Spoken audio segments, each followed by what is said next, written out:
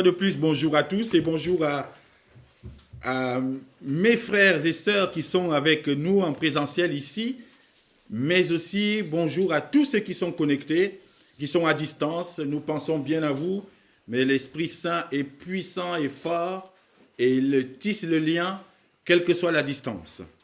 Encore merci pour ce temps de louange et d'adoration qui nous a été proposé par notre frère Yannick. C'est une vraie grâce et Dieu s'est glorifié. Et moi, j'ai été particulièrement touché par ces chants. Et il y a un chant, Souffle de Dieu, qui me fait frissonner à chaque fois parce que c'est l'un des premiers chants quand j'ai vraiment commencé à servir dans le ministère de la présidence il y a quelques années de cela en Normandie. C'était l'un des premiers chants que j'avais choisi sur ma liste et à chaque fois que je chante, j'ai une chair de poule et quelque chose de très particulier. Mais je pense que le Seigneur te l'a mis à cœur. Merci. Alors, gloire au Seigneur pour sa présence, gloire à Jésus-Christ, et c'est tout ce que nous disons. Et merci, merci, merci. C'était le thème encore de ce matin. Depuis quelques semaines, nous sommes sur le thème de la reconnaissance dans notre partie d'adoration. Et ce matin, c'était vraiment le mot qui revenait. Merci Seigneur pour tout ce que tu fais pour nous. Alors ce matin, nous allons prendre la parole dans l'Ancien Testament, le livre de Néhémie, au chapitre 2, à partir du verset 1, et nous lirons tout le chapitre jusqu'au verset 20. Néhémie, chapitre 2, verset 1 à 20. Que le Seigneur nous ouvre les oreilles de l'esprit et dispose notre cœur à l'écoute de sa parole, encore une fois ce matin. Un projet de paix, un projet pour bâtir, un projet pour Dieu. C'est cela notre thème ce matin. Un projet pour bâtir. Et j'ai repris un verset de ce passage. Lèvons-nous et bâtissons. Lèvons-nous et bâtissons. Ça, c'est notre mission. Et la question que je me suis posée et que je me pose souvent, quand je fais le tour, quand je vois ce qui se passe autour, et quand j'examine un tout petit peu ce qui concerne les affaires de Dieu sur cette terre, dans ce monde dans lequel je vis, c'est souvent, quelle est ta réaction par rapport aux affaires de Dieu? Quelle est ton attitude vis-à-vis des affaires de Dieu? Lorsque tu vois les affaires de Dieu, l'œuvre de Dieu parfois malmenée, maltraitée et parfois à terre, quelle est ton attitude? Quelle est ta réaction? Et que fais-tu pour relever la muraille? Que fais-tu pour relever ces affaires de Dieu? Jésus-Christ, à 12 ans, il vient dans le temple alors que ses parents sont en train de le chercher. Ils le retrouvent dans le temple à Jérusalem au bout de 3 jours. Et ils sont étonnés, ils sont quelque peu agacés. Et ils lui disent, mais on te cherche depuis 3 jours, mais que fais-tu là? Il dit, ne savez-vous pas que je suis venu pour m'occuper des affaires de mon Père? À 12 ans déjà, Jésus savait ce qu'il avait à faire. S'occuper des affaires du Père. Et nous aussi, quel que soit l'âge, nous sommes appelés à nous occuper des affaires du Père, à nous consacrer pour les affaires de Dieu et à être touchés par ces affaires de Dieu. Nous avons passé la semaine dernière, nous avons parlé de cette offrande à Dieu comme un sacrifice, de nos corps à Dieu comme un sacrifice vivant. Mais c'est aussi une manière de dire, nous sommes les hommes et les femmes qui servons Dieu, des serviteurs et des servantes qui devons nous consacrer justement à l'œuvre de Dieu, aux affaires de Dieu et à bâtir quelque chose. Et c'est cela que Néhémie veut nous montrer ce matin. Il y a une personne qui s'est levée dans l'Ancien Testament et parmi d'autres qui a dit, mais moi, je suis touché par ce qui se passe à Jérusalem. La muraille était à terre, le temple était détruit. Alors qu'il est en exil, Néhémie va se lever, va aller voir le roi. Il est attristé de ce qui se passe à Jérusalem. Et il dit, roi, envoie-moi en Juda. Envoie-moi en Juda, parce que je suis attristé de voir l'état de la terre de mes pères. Je suis attristé de voir Jérusalem détruite, la muraille à terre. Envoie-moi en Juda pour que j'aille rebâtir. Dieu a besoin de toi. Dieu a besoin de nous. Dieu a besoin des Néhémies qui se lèvent et qui sont touchés par l'état malheureux, peut-être, de ses affaires. Il faut que quelqu'un soit touché et sensible à ce qui se passe. Mon temple est à terre. Ma muraille est à terre. Et j'ai personne qui se lève et qui s'émeut pour cela. Dieu a besoin des Néhémies aujourd'hui, qui disent, envoie-moi, je veux rebâtir. Dieu a besoin de nous. Dieu a besoin de toi. Dieu a besoin de moi. Hier, j'étais dans une journée où on a visité une chapelle qui n'est pas loin d'ici, et nous sollicitons et nous cherchons, vous êtes sans savoir que nous cherchons un lieu de culte pour notre église. Et nous avons visité une chapelle qui est à l'abandon. Et cela m'a attristé. Cela m'a touché énormément. De voir que la chapelle de Dieu, celle qui était construite pour louer, pour célébrer, pour réunir le peuple de Dieu, est à l'abandon et ça ne dit rien à personne. Alors que nous cherchons un lieu pour louer, pour célébrer, pour adorer. Et Dieu m'a mis ça à cœur. Rappelle-toi de Néhémie. Il a vu l'état dans lequel était Jérusalem. La muraille était à terre, le temple était à terre. Il a dit, envoie-moi en Juda. Je veux rebâtir. Oui, Père, nous cherchons un lieu pour nous rassembler, pour te louer. Et il y a une chapelle à l'abandon. Tu n'acceptes pas cela. Et tu veux que nous redonnions vie à ces pierres. Nous, les pierres vivantes. Qu'on redonne vie à cette bâtisse. Alors agis pour la gloire de ton nom. Levons-nous et bâtissons. Lisons cette parole, Néhémie chapitre 2, versets 1 à 20. Au mois de Nissan, la 20e année du roi Artaxerxès, comme le vin était devant lui, je pris le vin et je l'offris au roi. Jamais je n'avais paru triste en sa présence. Le roi me dit, « Pourquoi as-tu mauvais visage? Tu n'es pourtant pas malade. Ce ne peut être qu'un chagrin de cœur. » Je fus saisi d'une grande crainte. Et je répondis au roi, « Que le roi vive éternellement. Comment n'aurais-je pas mauvais visage lorsque la ville où sont les sépulcres de mes pères est détruite et que ses portes sont consumées par le feu? » Et le roi me dit, « Que demandes-tu? » Je priai le Dieu des cieux et je répondis au roi, « Si le roi le trouve bon et si ton serviteur lui est agréable, envoie-moi en Juda, vers la ville des sépulcres de mes pères, pour que je la rebâtisse. » Le roi, auprès duquel la reine était assise, me dit alors, « Combien ton voyage durera-t-il? Et quand seras-tu de retour? » Il plut au roi de me laisser partir, et je lui fixai un temps.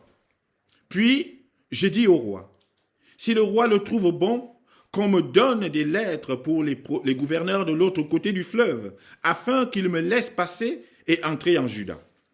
Et une lettre pour Asaph, garde de la forêt du roi, afin qu'il me fournisse du bois de charpente pour les portes de la citadelle, près de la maison, pour la muraille de la ville et pour la maison que j'occuperai. Le roi me donna ces lettres, car la bonne main de mon Dieu était sur moi. Je me rendis auprès des gouverneurs de l'autre côté du fleuve, et je leur remis les lettres du roi, et qui m'avaient fait accompagner par des chefs de l'armée et par des cavaliers. Sanballat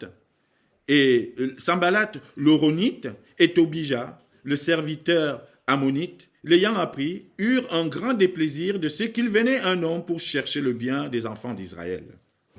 J'arrivai à Jérusalem et j'y passai 3 jours. Après quoi, je me levai pendant la nuit avec quelques hommes sans avoir dit à personne ce que mon Dieu m'avait mis au cœur de faire pour Jérusalem. Il n'y avait avec moi d'autres bêtes de somme que ma propre monture. Je sortis de nuit par la porte de la vallée et je me dirigeai vers la source du dragon et vers la porte du fumier, considérant les murailles en ruine de Jérusalem et réfléchissant à ces portes consumées par le feu. Et je passai près de la porte de la source et de l'étang du roi, et il n'y avait point de place par où puisse passer la bête qui était sous moi. Je montais de nuit par le torrent, et je considérais encore la muraille. Puis je rentrai sur la porte de la vallée, par la porte de la vallée, et je fus ainsi de retour. Les magistrats ignoraient où j'étais allé et ce que je faisais. Jusqu'à ce moment, je n'avais rien dit aux Juifs, ni aux sacrificateurs, ni aux grands, ni aux magistrats, ni à aucun de ceux qui s'occupaient des affaires. Je leur dis alors, vous voyez le malheureux état où nous sommes. Jérusalem est détruite et ses portes sont consumées par le feu. Venez, rebâtissons la muraille de Jérusalem et nous ne serons plus dans l'opprobre. Et je leur racontais comment la bonne main de mon Dieu avait été sur moi et quelles paroles le roi m'avait adressées. Ils dirent, levons-nous et bâtissons. Et ils se fortifièrent dans cette bonne résolution. Sanballat, le Honorite, Tobija, le serviteur ammonite, et Geshem, l'arabe, en ayant été informés, se moquèrent de nous et nous méprisèrent. Ils dirent, que faites-vous là? Vous révoltez-vous contre le roi? Et je leur fis cette réponse. Le Dieu des cieux nous donnera le succès. Nous, ses serviteurs, nous nous lèverons et nous bâtirons. Mais vous n'avez ni part, ni droit, ni souvenir dans Jérusalem. Amen. Amen. Voilà le projet que Dieu veut que nous formulions pour lui. Un projet pour bâtir, un projet pour relever, un projet pour remettre debout la muraille. Une muraille à terre, une muraille détruite, un temple à terre, Jérusalem est détruite. Voilà le constat que Néhémie peut faire ici. Alors qu'il est en exil, alors qu'il est en difficulté, Néhémie apprend que la muraille de Jérusalem est à terre, que le temple a été détruit et il est attristé. Il est touché par cela au plus profond de lui. Et c'est là la première chose que Dieu recherche. Dieu a besoin de bâtisseurs qui se lèvent pour relever sa muraille. Amen. Dieu a besoin de toi. Dieu a besoin de moi. Dieu a besoin de nous pour bâtir sa muraille, pour relever sa muraille, pour relever son église. Dieu a besoin pour cela, pour pouvoir relever et rebâtir, il a besoin de gens qui se lèvent. Il a besoin de gens qui se disent, moi, je vais rebâtir. Il a besoin de Néhémie. Il a besoin de gens qui soient touchés au plus profond d'eux par les affaires de Dieu, par ses affaires. Est-ce que tu es concerné par la bonne marche des affaires de Dieu? Est-ce que là où tu es, tu te dis, dans quel état se trouve l'église de Jésus-Christ aujourd'hui? Est-ce que là où tu es, tu te dis, moi je veux m'occuper des affaires de mon Père, comme Jésus l'a fait? Mais en fait, nous sommes là pour cela. Nous sommes des missionnaires en fait. Chaque chrétien, chaque croyant est un Néhémie en puissance, qui doit se lever et dire, mais moi je veux bâtir. Et chacun peut bâtir à sa façon. Il ne s'agit pas simplement de gros projets, de grosses entreprises. Non. Dans ton église, là où tu es actuellement, tu peux bâtir. Et tu peux t'occuper des affaires de ton Père. En choisissant d'exercer dans un ministère. La louange. Le ménage. Que sais-je d'autre? La parole. Tout ce qui est possible de faire pour ton Dieu, tu peux le faire. Et en faisant cela, tu contribues à relever la muraille. Tu contribues à bâtir. Mais pour cela, il faut qu'il y ait quelque chose qui nous touche. Pour que les gens se lèvent, ils doivent être touchés par l'état de la situation. Et c'est ce qui arrive à Néhémie. Néhémie, après avoir entendu que la muraille était tombée, se présente devant le roi et il est triste. Il dit, le roi ne m'avait jamais vu aussi triste. Jamais je n'avais paru triste en sa présence. Et le roi lui-même est interpellé par la tristesse de cet homme. Il dit, mais qu'est-ce qui t'arrive, Néhémie? Je ne t'ai jamais vu dans cet état. Peut-être que tu as un chagrin d'amour. Voici la réponse de Néhémie. Et c'est cela que nous devons aussi répondre. Lorsque nous voyons que les affaires de notre Père ne marchent pas, n'avancent pas comme il faut. Il dit, comment n'aurais-je pas mauvais visage lorsque la ville où sont les sépulcres de mes pères est détruite et que ses portes sont consumées par le feu? Comment n'aurais-je pas mauvais visage? Comment ne serais-je pas triste de voir des chapelles abandonnées? Comment ne serais-je pas touché de voir que les églises sont en train d'exploser? Comment ne serais-je pas triste de voir que les hommes et les femmes ne se lèvent pas assez pour Dieu? Comment ne serais-je pas triste de voir que les affaires de mon Père sont malmenées, sont maltraitées, et il n'y a personne qui soit choqué par cela? Comment ne serais-je pas triste? Bien-aimés en Christ, apprenons à être touchés par les affaires de Dieu. Et c'est ce sentiment de tristesse, ce sentiment, et qui va nous donner la force de nous lever pour rebâtir. Parce que si nous ne sommes pas touchés, si nous ne sommes pas concernés, si cela nous laisse indifférents, personne ne se lèvera. Ne soyons pas indifférents aux affaires de Dieu, aux affaires de notre Père. Soyons touchés et intéressés par ce qui se passe dans le royaume de Dieu, dans le règne de Dieu qui est sur terre. Et c'est ainsi que nous nous lèverons avec force. Et cette tristesse de Néhémie ne l'a pas bloqué en fait. Cette tristesse de Néhémie était une bonne tristesse qui lui a donné la motivation pour se lever. Non, je ne peux pas laisser passer cela. Je ne peux pas laisser les affaires de mon père à terre. Roi, donne-moi la permission d'aller à Juda, ne serait-ce que quelque temps, pour que j'aille rebâtir. Et il est dit, la main de Dieu était sur lui. Quand tu te lèves pour Dieu, sa main est sur toi. Sa bonne main est sur toi. Et tout ce que Néhémie a demandé au roi, le roi lui a accordé. Le roi lui a accordé même plus que ce qu'il a demandé. Le roi lui a accordé toutes les autorisations. Parce que pour partir de Babylone jusqu'à Jérusalem, il fallait des autorisations. Parce que le peuple était en exil et il y avait des checkpoints. Tu ne pouvais pas passer. Il dit, roi, signe-moi des autorisations. Je veux aller en Juda. Et le roi lui a accordé cela. Il lui a même accordé une armée. Il lui a accordé du monde autour de lui qui l'ont accompagné. Ce qui fait que Néhémie, partout où il passait, c'était ouvert. Amen. Parce que la bonne main de Dieu était sur lui. Quand tu te lèves pour les affaires de ton Père, lui, il pose sa bonne main sur toi.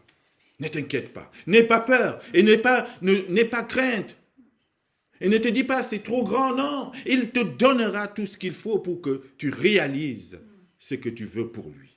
Un projet pour bâtir. Soyons des bâtisseurs pour Dieu. Dieu a besoin de toi. Dieu a besoin de moi. Dieu a besoin de vous, de nous tous. Et c'est pour ça que je suis reconnaissant à Dieu d'avoir rencontré ces familles qui sont autour de nous. Nous ne pouvons pas bâtir tout seuls. Ce n'est pas possible. Nous avons besoin de vous. Dieu a besoin de nous tous ici pour que chacun apporte sa petite pierre à l'édifice. Et alléluia, je loue le Seigneur de mettre autour de nous des gens qui sont touchés par ces affaires et qui veulent que quelque chose sorte de terre ici, que quelque chose soit bâti encore et à nouveau pour Dieu. Dans cette ville, ce sera de la multiplication. Ce sera un rajout. Ce n'est contre personne. Ce n'est pas une concurrence. Non, on rajoute. Et plus nous serons nombreux, plus les églises seront dans cette ville, plus la parole de Dieu sera étendue dans cette région. C'est une multiplication. Dieu veut qu'on se lève pour lui. Alors, dans ce projet, pour bâtir, il faut prendre le temps. Dieu dit aussi, prenez le temps de la prospection, de l'inspection, et tout ceci dans la discrétion. Dans un premier temps, il faut prospecter les lieux, inspecter les lieux, regarder ce qui est faisable, regarder ce qui est possible, regarder l'état de lieu. C'est ce que Néhémie va faire. Il dit, il arrive à Jérusalem et il y a passé 3 jours. Verset 11, j'arrivais à Jérusalem et j'y passais 3 jours. Après quoi, qu'est-ce qu'il a fait? Je me levais pendant la nuit. Néhémie s'est levé pendant la nuit pour aller prospecter, pour aller inspecter les lieux, pour aller voir l'état de la muraille, l'état de Jérusalem, l'état du temple. Discrètement, la nuit, avec quelques personnes simplement. La nuit. Parce que souvent, quand on veut construire et bâtir pour Dieu, parfois, on dit trop vite. On dévoile trop vite nos plans à l'adversaire. Parce qu'il y a un adversaire qui est là, qui n'attend que ça pour contrecarrer. Et c'est pour ça qu'il faut un temps de discrétion, un temps d'inspection, de prospection dans la discrétion. Afin de se rendre compte de l'ampleur du travail. Mais aussi de mettre un plan d'action en œuvre. Et ce plan d'action, il ne faut pas trop vite le dévoiler à l'adversaire. Gardons d'abord cela entre nous, discrètement, prospectons, inspectons, et pour mesurer l'ampleur et tous les contours, afin de nous assurer que ce sera la réussite. C'est ce que Néhémie fait. Je me levais pendant la nuit. Il dit, je sortis au verset 13, je sortis de nuit par la porte de la vallée. Et je me dirigeais vers la source du dragon et vers la porte du fumier, considérant les murailles. Il est en train de regarder les murailles qui sont à terre, en ruine de Jérusalem. Et réfléchissant, il était en train de réfléchir à ces portes consumées par le feu. Qu'est-ce qu'il est possible de faire? Comment je peux m'y prendre? Quelle est la porte que je dois relever en premier? Comment on va se... Il était déjà en train de peaufiner ses plans dans sa tête. Mais il a inspecté. Il a pris la chose au sérieux. Pourquoi parfois certains projets tombent? Parce qu'on se précipite, parce qu'on ne prend pas le temps d'inspecter, de regarder les tenants et les aboutissants et d'être dans la discrétion dans un premier temps. Ne dévoile pas trop vite tes plans, parce que l'adversaire, il va s'attaquer à cela. Alléluia. Prenons le temps de la prospection. Prenons le temps de la discrétion aussi, afin que l'ennemi ne voit pas trop vite nos plans. Il faut une surprise. Amen. Oui, dans la suite, alors il nous dit que dans ce projet aussi, une fois on s'est levé pour lui, une fois qu'on a prospecté, qu'on a inspecté, qu'on a regardé tout ce qui concerne les tenants et les aboutissants du projet, mais il faut aussi tenir compte de quelque chose. Dans ce projet pour bâtir, il y aura des opposants. Ça, nous devons en tenir compte.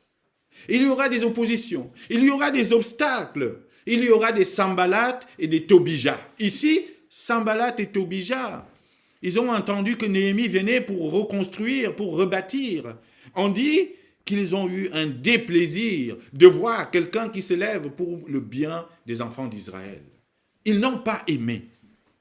L'adversaire n'aimera pas que tu essaies de relever la muraille de Dieu. Oui, mais parce que c'est l'adversaire. C'est l'opposé de Dieu. Donc, quand tu te lèves pour Dieu, il y a son contraire qui essaie de se lever contre toi. Mais, retenez une chose, la bonne main de Dieu est sur toi. Amen. Ce qui fait que même si Sanballat se lève, même si Tobija se lève, même s'ils ne sont pas contents, parce que la bonne main de Dieu est sur toi, alors tu iras jusqu'au bout. Et le projet aboutira. Mais tu dois tenir compte qu'il y a Sanballat et Tobija qui ne sont pas très loin.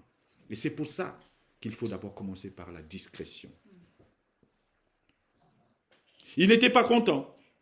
Et combien de fois, quand on se lève pour Dieu, on rencontre aussi des obstacles. On rencontre aussi des oppositions. On rencontre des gens qui nous découragent, qui disent « Non, ce n'est pas possible, vous n'y arriverez pas. C'est trop gros, c'est trop grand, c'est trop ceci, c'est trop cela. » Tout ce qu'il faut pour te décourager. Mais Dieu te dit ce matin, ne te décourage pas. Parce que sa bonne main est sur toi. C'est lui seul qui conduira le projet. Mais il a besoin juste d'hommes et de femmes qui se lèvent pour lui. Oui, Sanballat et Tobija ne sont pas contents. Ils ont un déplaisir à voir qu'il y a quelqu'un qui se lève pour faire le bien aux enfants d'Israël. Et puis, non seulement ils ne sont pas contents, et en plus, ils font quoi? Ils se moquent et ils méprisent. Comme cela nous arrive parfois aussi de subir les moqueries et les rires, les railleries des gens. Ils se moquèrent. Au verset 19, il nous est dit, Sanballat, le Horonite, Tobija, le serviteur ammonite, et Geshem, l'arabe, en ayant été informés, se moquèrent de nous et nous méprisèrent. Combien de fois les gens se sont moqués lorsqu'on veut bâtir pour Dieu? Combien de fois les gens nous ont méprisés parce qu'on se disait serviteur ou servante de Dieu, parce qu'on veut bâtir quelque chose pour Dieu. Alors les gens disent, vous entendez souvent ça, mais ce n'est pas possible ici.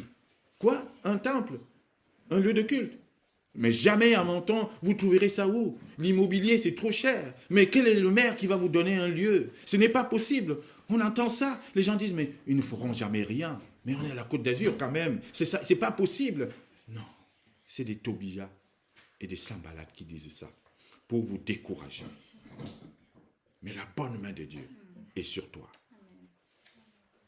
Ils dirent, mais que faites-vous là? Ils se moquent. Ils se moquent de Néhémie. Que faites-vous là? Vous révoltez-vous contre le roi? Ils méprisèrent. Mais les gens méprisent parce qu'ils ne savent pas. Mais nous avons la vérité et nous savons que Dieu a besoin de nous pour relever sa muraille qui est à terre. Et c'est ce que nous devons faire. Et c'est notre mission. Et nous ne sommes pas seuls. Gloire à Dieu. Dieu met autour de nous des gens qui adhèrent à ce projet. Pour lui. Pas pour nous, mais pour la gloire de Dieu. Je me rappelle hier, quand on visitait cette chapelle avec ce frère que Dieu a mis sur notre chemin, le frère Bonny, je bénis et je prie pour lui. Ne négligez jamais personne. Non, cet homme est tous les matins devant l'école de mes enfants. Il est là. Il fait son job. Et puis un jour, il m'a dit, mais pasteur, mais il vous faut un endroit. J'ai dit, mais oui, Bonny, on n'en a pas. Pour l'instant, c'est à la maison. Et le jour où il a parlé de cette chapelle, il a dit, mais j'ai les clés du jardin. Je peux vous amener. Alors, on a passé 1 semaine, 2 semaines, on n'a pas pu prendre de rendez-vous. Et il dit, il retrouve ma femme, il croise ma femme, il dit, mais venez, je vais vous amener là-bas, vous faites un tour. Soyez sérieux. Il nous a secoué, il dit, mais soyez sérieux, ça fait 1 semaine que je vous attends. Soyez sérieux, venez avec moi. Je vais peut-être contacter les gens, mais venez d'abord, on va faire un tour. Et hier, quand il nous a amenés, en redescendant les marches, on lui dit, nous prions Dieu pour qu'il ouvre cet endroit. C'est important. Et merci pour ce que tu fais. On lui dit merci, il lui dit non. Non, c'est pour nous tous. Il dit, ce que vous faites, c'est pour nous tous. Il dit, regardez mon pied. J'ai du mal à marcher.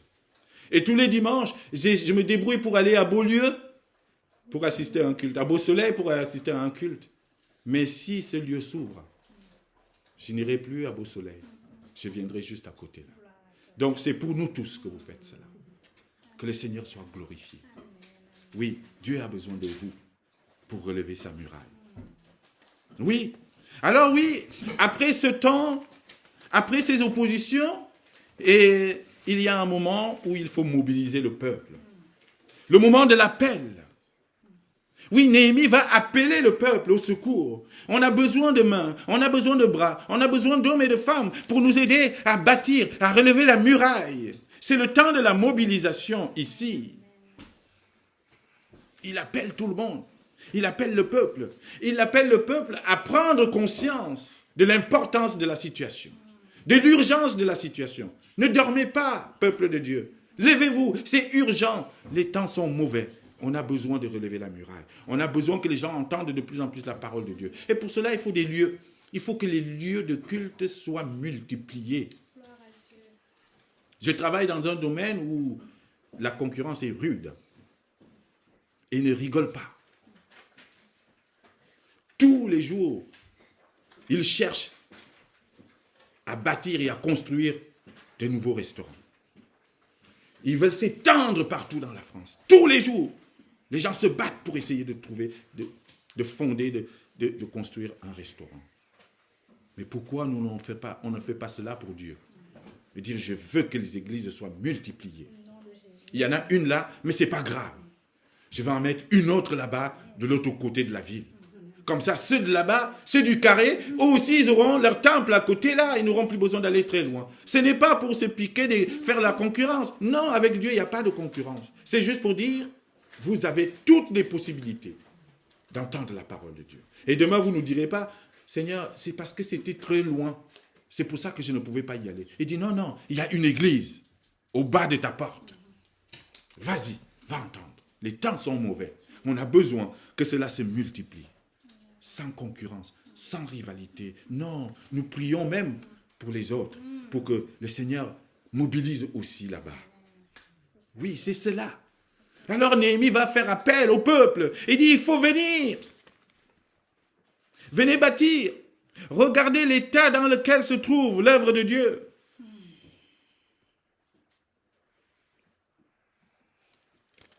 Au verset 17, voici ce que Néhémie dit. Je leur dis alors, il s'adresse au peuple, vous voyez le malheureux état où sommes-nous? Où nous sommes? Jérusalem est détruite et ses portes sont consumées par le feu. Venez, rebâtissons la muraille de Jérusalem et nous ne serons plus dans l'opprobre. Je vous appelle, bien-aimés en Christ. Je vous appelle ce matin, chers frères et sœurs, où que vous soyez, venez et rebâtissons, venez. Rebâtissons la muraille. Et nous ne serons plus dans l'opprobre. Ce n'est pas une affaire d'une personne, ou d'une famille, ou de quelques-uns. C'est une affaire de tous. Je reprends les mots de mon frère Boni. C'est pour nous tous. C'est pour nous tous. Nous avons besoin de cela. Alors venez et rebâtissons la muraille. Rebâtissons le temple. Redonnons vie à cette chapelle. Venez. Il y aura besoin de quelques petits travaux, c'est rien. Et on va tirer quoi? Un fil électrique, on mettra le courant, un peu de chauffage, on va nettoyer, et puis c'est reparti. Que le Seigneur ouvre cette porte, définitivement. Parce que nous voyons le malheureux état où se trouve cet endroit. Il a besoin de retrouver vie pour la gloire de Dieu. Alors, à partir de ce moment-là, c'était le temps de dévoiler le plan au peuple. Ça y est, fini la discrétion. Il va dire maintenant les choses. Il appelle le peuple. Il dit, venez maintenant. C'est le temps de la construction. Et il dit au verset 18, et je leur racontais comment la bonne main de mon Dieu avait été sur moi. Et quelles paroles le roi m'avait adressées. Oui, il y a un moment où il faut dévoiler le plan et dire, faire prendre conscience aux gens. Et c'est ce que Néhémie fait. Alors, une fois qu'il a appelé le peuple, comment le peuple répond à cela? Que réponds-tu à l'appel que je viens de lancer? Que réponds-tu à l'appel de Néhémie? Néhémie dit, venez et rebâtissons. Alors le peuple répond, oui. Le peuple répond, oui, levons-nous et bâtissons. Amen. Oh, que j'aimerais entendre cette réponse de la bouche de chacun de nous. Oui, Marcel, levons-nous et bâtissons. Et alors, on va se fortifier les uns les autres. On va se fortifier dans cette résolution. On va dire, ouais, on va bâtir. On va bâtir. On va relever. On va redonner vie à cet endroit. Amen. On va bâtir. Amen. Oui, Dieu a besoin de nous entendre parler et prendre des engagements pour lui. Et souvent, on ne s'engage pas assez. On reste encore un peu dans le coin. Dieu veut entendre l'église évangélique de Menton dire, oui, Seigneur, nous nous levons et nous bâtissons. C'est cela. C'est ça qu'il veut entendre aujourd'hui. Amen. Oui, oui, merci Seigneur. Merci Seigneur. Là, il est en train de me dire, j'ai entendu votre voix. Amen. J'ai entendu. Merci Seigneur. J'ai entendu. C'est cela. Alors, fortifions-nous dans cette résolution. Il dit, et ils se fortifièrent dans cette bonne résolution. Une fois que le peuple a répondu, oui, il dit, bah voilà, on va y arriver. En fait, ça m'a rappelé un match de foot. J'aime bien, je joue au foot. Et avant le match, quand ça va commencer, eh ben, je ne sais pas pourquoi, c'est des réflexes, c'est humain. On se tape dans les mains, on s'embrasse, on se serre, on se fortifie avant d'engager. Et c'est la même chose qu'ils ont fait ici. Ils ont pris la résolution et ils se fortifient. Ça va aller, ça va le faire. Allez, ça va le faire. C'est exactement ce que Dieu veut qu'on fasse aussi. Ici, nous, à l'église évangélique de Menton, nous fortifier dans le fait que ça va le faire parce que la bonne main de Dieu est sur nous et c'est sa volonté dans cette ville. Je ne peux pas penser autre chose. C'est la volonté de Dieu qu'il y ait encore un autre lieu de culte dans cette ville et que ça se multiplie. Et après, avec nos frères et sœurs, on fera des conférences, église de Tel, église de Carré, église de Avenue Albert, église de ceci, église de... On va se retrouver, on fera des grandes conférences, on prendra la salle et les gens viendront de partout et on évangélisera. C'est ça que Dieu veut dans cette ville. Il faut qu'on se multiplie. Ce n'est pas de la concurrence, encore une fois. Non. Bâtissons. Oui, alors pour finir, chers frères et sœurs, il y a une assurance dans tout cela. Oui, on se fortifie. Oui, on accepte l'appel de Dieu. Et Dieu lui-même nous dit, c'est moi qui vous donnerai le succès. Amen. Et c'est ce qu'il dit ici, face aux moqueurs, face à ceux qui méprisent, face à ceux qui nous disent, mais ça ne marchera jamais. Voici ce que Néhémie répond. Et dit au verset 20, et je leur fis cette réponse. Le Dieu des cieux nous donnera le succès. Et c'est la même chose pour nous. Le Dieu des cieux nous donnera le succès. Et il a déjà donné. Alléluia. C'est cela. C'est ça que nous devons comprendre. N'ayons pas peur de nous engager. N'ayons pas peur d'aller chercher. N'ayons pas peur d'aller frapper aux portes. N'ayons pas peur. Parce que le Dieu des cieux nous donnera le succès. Et sa bonne main est sur nous. Quand on se lève pour les affaires de Dieu, sa bonne main nous conduit et nous donne le succès. Parce que c'est pour sa gloire. C'est pour sa gloire. Ce n'est ni pour toi ni pour moi. C'est pour la gloire de Dieu. C'est pour que son nom soit proclamé dans cette ville et que beaucoup viennent encore à lui. Beaucoup de gens se perdent. Beaucoup de gens se perdent et ne laissons jamais personne passer à côté de la grâce que Dieu nous a offerte. Jamais. Disons, proclamons, ouvrons les lieux et bâtissons. Que le Seigneur nous aide. Amen. Amen.